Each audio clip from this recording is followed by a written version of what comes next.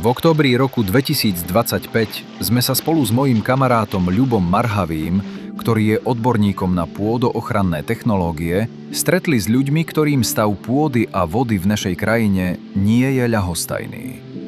Na povodí rieky Oľka sme spoločne pozorovali a analyzovali devastačné následky ťažby dreva v miestnych lesoch na pôdu a vodu. Boli s nami predstaviteľky a predstavitelia samospráv Prešovského kraja a obcí spolu so zástupcami a zástupkyňami lesného hospodárstva a ochrany prírody Slovenskej republiky. Všetci tí vo svojich spravovaných územiach vnímajú alarmujúce vysychanie krajiny a vodných zdrojov. V ten istý deň sme si boli pozrieť aj zrekultivované lesné cesty a miesta na povodí rieky Oľka, kde sa nám podarilo do krajiny vrátiť naspäť jej prirodzený život. Poďte sa s nami prejsť a ukážeme vám príčiny, ktoré urýchľujú odtok vody z lesa a potom aj to, ako sa to dá zvrátiť, aby voda ostávala tam, kde má najväčší zmysel. V pôde a v krajine. Pozrite sa, všetko tu je také.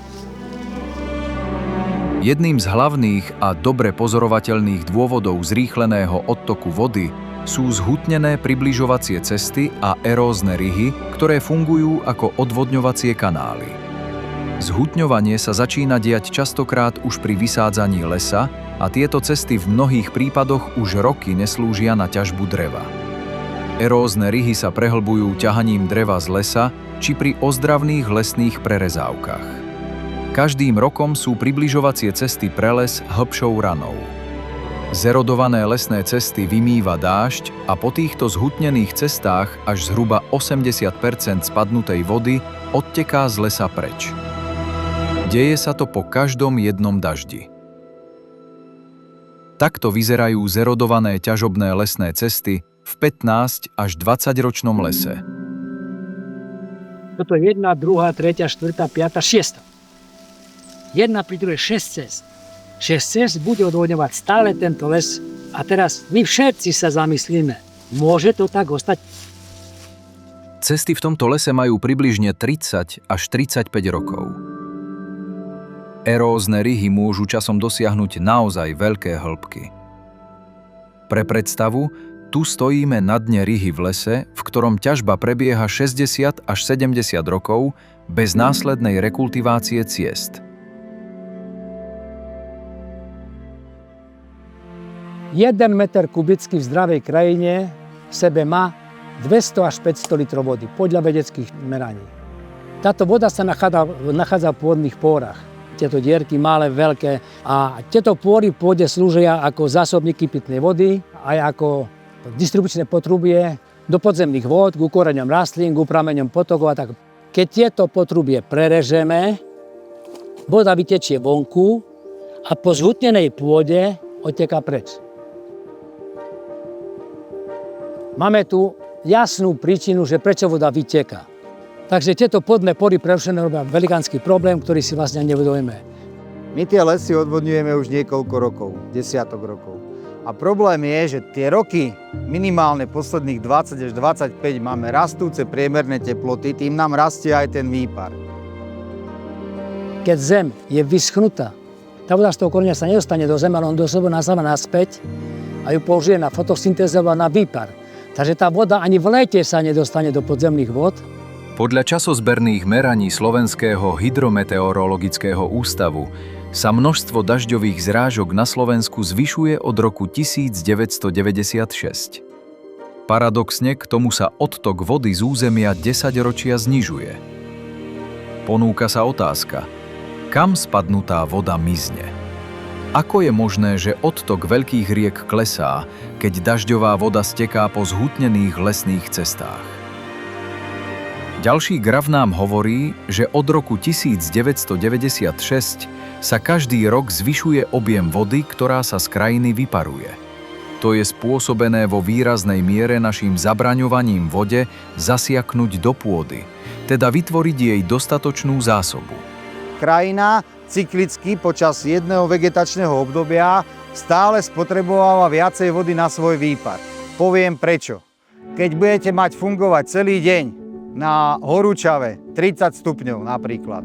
Celý deň nedostanete napiť. Tak poprvé nebudete mať výkon, nebudete vládať toľko urobiť a prežijeme to zatiaľ všetci, lebo máme ešte dobrú kondičku. Tak aj tie lesy to prežijú.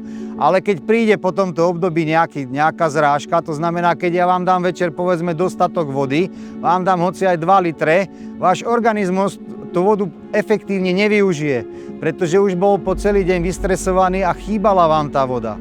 Takže buď vypotíte, alebo rýchlo vycikáte, ale proste to je tá voda, ktorú spotrebujú rastliny na výpar, aby sa ochladili, ale nedokážu počas leta držať tie teploty, aby sa krajina neprehrievala. A tým, že tieto kumulované chyby každým rokom nám tá teplota krajiny rastie, tak potrebujeme viac vody na výpar. A v zime si nevytvoríme zásobu.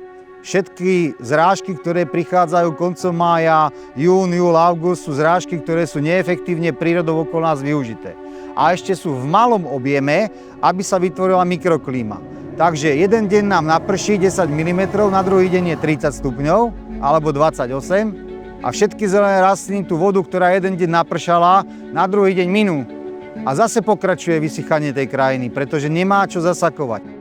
Výsledkom je, že odtok vody zo Slovenska sa za posledných 60 rokov znížil o približne 15 %. Merania z okolitých štátov ukazujú tiež extrémne zníženie odtoku z veľkých riek. V Čechách sa odtok na riekach Labe, Die, Morava a Odra v rokoch 2011 až 2018 znížil ročne v priemere o 18 % oproti predošlým 50-ročným meraniam. V Zakarpatskej oblasti sa v rokoch 2011 až 2018 znížil priemerne ročne o 25 % oproti obdobiu rokov 1961 až 2010.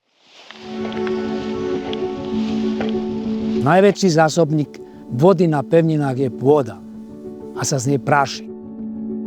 Povrch pôdy som meral, atmosféra mala 37 stupňov, povrch pôdy mal 57 stupňov, pôda v hĺbke 5 cm 42 stupňov a pôda v hĺbke 10 cm 38 stupňov. Rozdiel medzi pôdou a atmosférou 20 stupňov. Vrch pôdy a atmosféra 30 stupňov. Že teplota, toto je teplejšie ako atmosféra. Keď sa pozriete na asfaltku, idete po asfaltka je zohretá na 54, vzduch 34, 20 stupňov. Presne taký istý rozdiel na tejto pôde, keď na ňu svieti slnko, jak na asfalt. Tá voda z tých rezervoárov, teda z tých kopcov, ktoré sú, už nepramení. To je to, čo som hovoril, vyschli potoky, vyschli rieky. Nie kvôli tomu, že bolo 30 stupňov, nestihnú sa všetky vypariť. Ale už tam nie je ten zásobník vody, ten bazén, z ktorého, keď tam spravím jednu dierku, hej, to je ten potok, tak z ktorého tečie a bude tiec dlho. My už teraz z vrchu nech prší koľkokoľvek, cez tie dierky proste vytečie viacej a je úplne jedno, aké budú zrážky. Pokiaľ nespravíme opatrenia, budú tam stať mláky vody. A všetci ľudia majú potom na oko pocit, že vody je dosť. Teraz popršalo, na vrchu v lese sa vám to šmíka, je dosť vody. Ale keď sa pozriete meter do pôdy, tak zistíte, že v metri v tom lese už voda nie je. Keď zmeráme objemovú vlhkosť pôdy, teraz na povrchu je 26,4 %. To znamená, že v tej vrchnej zóne je ako keby, keď si predstavíte meter kubický takej pôdy, je tam 264 litrov vody. Teraz ten okraj, kde je veľa pôrov a samozrejme tu už aj chýba pôdny profil a to je len pár dní, ale tá voda tu nezostala a nemôže zasakovať. 20,8. A to je vlhké, lebo ešte včera tu boli prehánky. A teraz, to je tá spodná strana svahu, aj keď ešte takto je to naklonené, 14. Všetko to, čo pršalo od januára, to neviem kedy, proste do tohto obdobia za tento rok sme zhruba v 60 cm pôdneho profilu, 14 iba. To je 140 litrov na meter kubický pôdy, to je nič.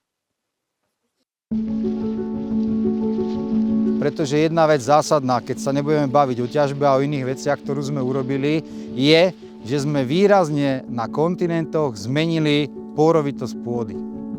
A tým, že sme zmenili pôrovitosť pôdy, tak sme zamedzili zasakovaniu vody. a chýba nám v tej krajine. To je za mňa ten kľúčový efekt. Samozrejme sú aj ďalšie iné. Experimentom sme otestovali nepriepustnosť zhutnenej pôdy pre vodu zo zrážok. Simulovali sme dážď na zhutnenú pôdu a na pôdu zrekultivovanú. Pri našom umelom daždi na zhutnenú pôdu bol povrchový odtok vody až 80%. Ten istý experiment sme opakovali na zrekultivovanej pôde, na ktorej bol výsledný odtok vody nulový. Všetka voda zasiakla cez pôdne póry do hlbších vrstiev pôdy. Naša exkurzia pokračovala ďalej po nepotrebných lesných cestách, ktoré sme zrekultivovali v roku 2011. Na niektorých z ciest za ten čas stihli narásť buky s priemerom okolo 12 cm.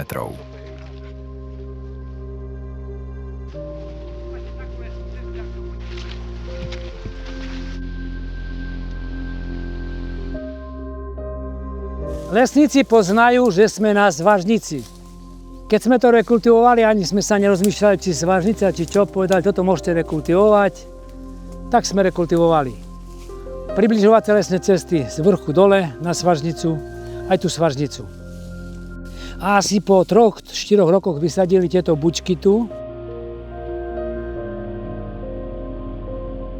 Jaký z toho bude ekonomický efekt? Prvá, voda vsiakne do pôdy. Druhý, pôda nebude vyplavovaná z lesa. Ostane v lesa, ktoré je tu potrebné. Počuli sme lesníkov, že treba tu aj vodu, aj pôdu, pretože by stromy rastli.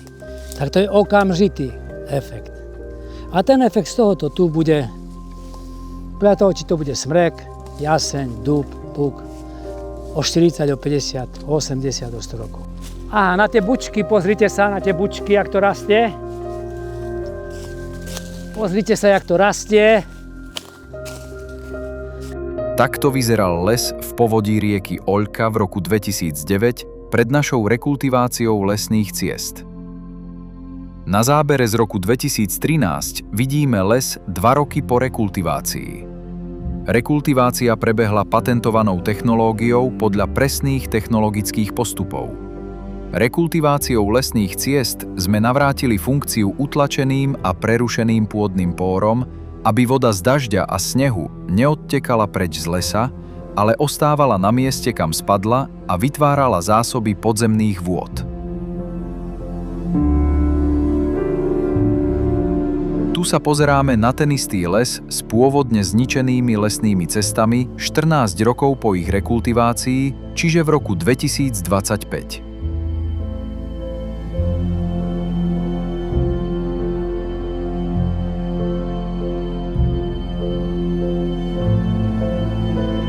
Na mape vidíme aj opačnú časť povodia, ktorá neprešla rekultiváciou. Z výšky je vidno, ako je krajina zdevastovaná ťažbou a lesné cesty sú extrémne prehlbené, odvodnené a vysušené.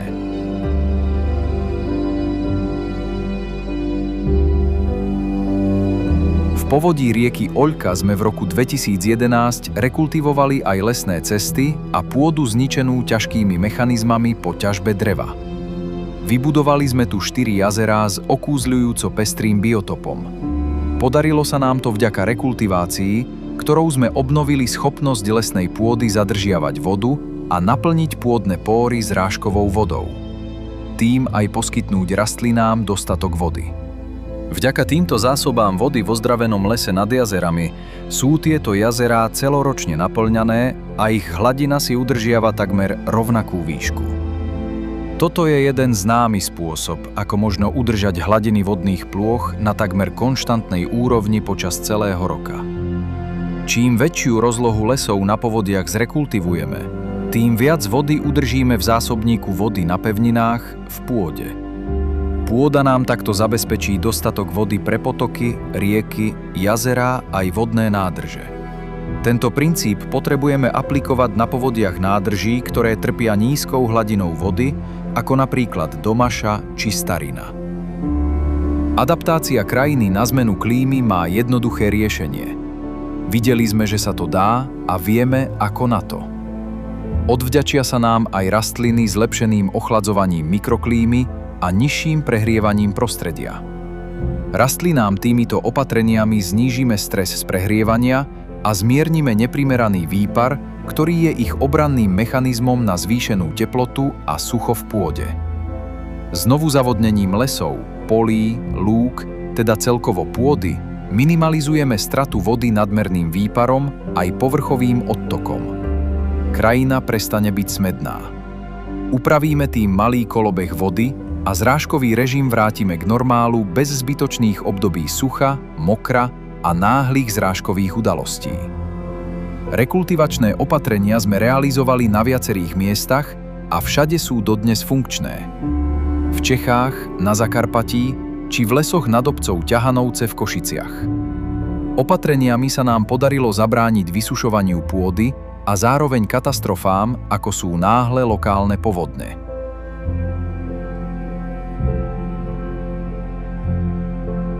A sa pozrite, čo tu je. Samé kamene. Kurník, tu sa nedá dokopať, tu voda nikdy nevsiakne do zeme, keď tomu nepomôžeme.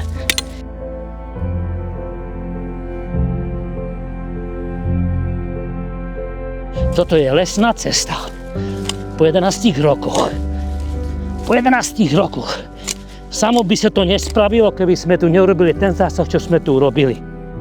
Dnes sme tu preto, aby sme si povedali, že pôda to všetko spája, máme nejaký problém a ja chápem všetky parciálne problémy. Ale tu je dôležitá trošku iná vec. My musíme zmeniť uhol pohľadu.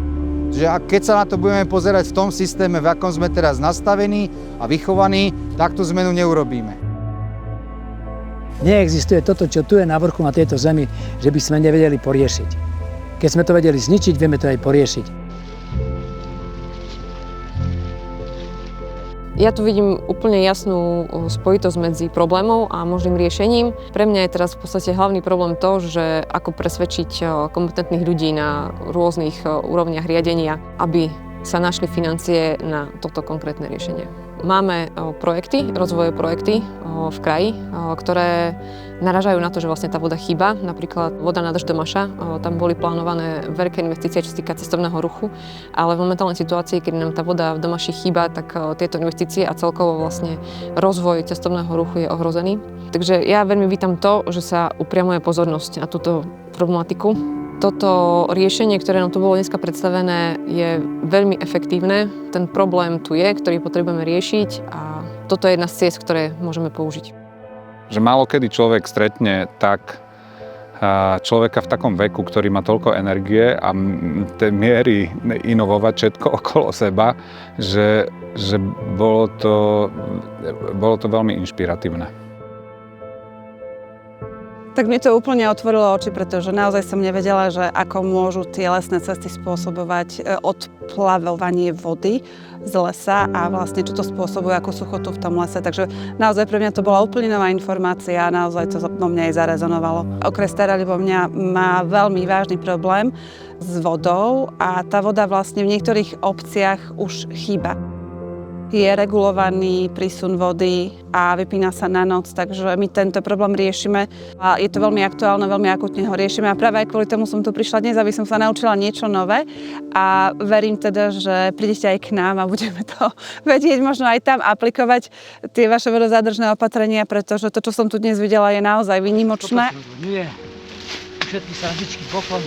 Na dnešnej ukážke prakticky tých vodozádržných opatrení, ktoré sme videli v tejto lokalite, môžem zo svojho pohľadu povedať, že sú účinné. Voda ostáva v tom lesnom poraste, ten systém vodu zadrží, neodteká, povrchový odtok sa znižuje.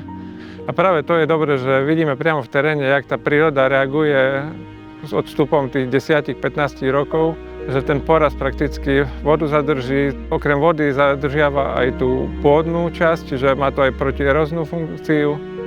Bolo to zaujímavé. Vyslovene je cítiť, že Števo sa tomu vlastne venuje a vlastne tomu rozumie, takže si to dobre vypočuť. Je to obohacujúce.